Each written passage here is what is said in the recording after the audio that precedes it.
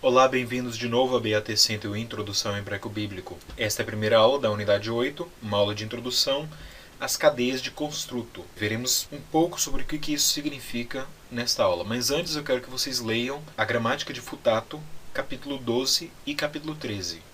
Aí estão as páginas de 68 a página 77, onde se encontra a discussão na gramática de Futato sobre as cadeias de construto. Vamos dar uma olhada então nos estados de construto e absoluto. O que significa, afinal, o estado de construto?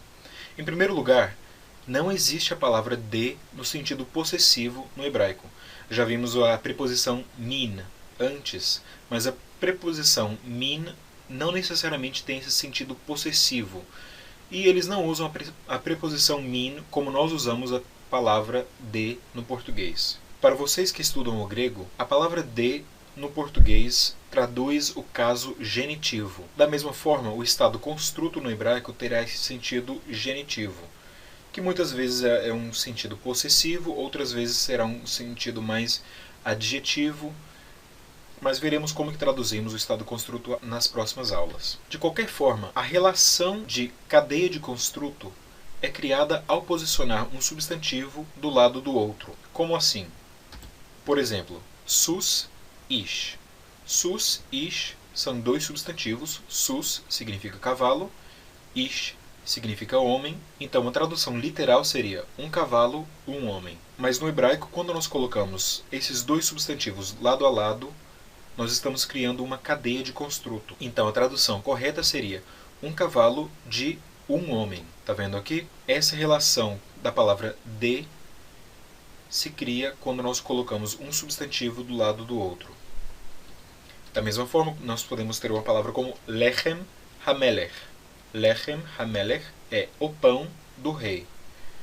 Veremos mais tarde por que a palavra lechem, que aqui é indefinida, é traduzida definitivamente.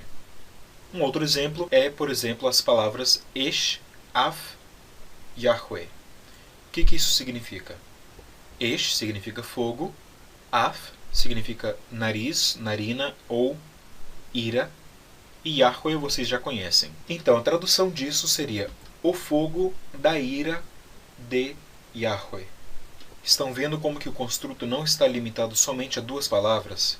Por isso nós chamamos essa relação de cadeia de construto, porque você pode adicionar quantos elos você quiser, sempre à direita aqui, e assim você terá então várias palavras formando uma cadeia de construto. Só mais uma coisa sobre a cadeia de construto, é que essa relação de construto, existem dois estados.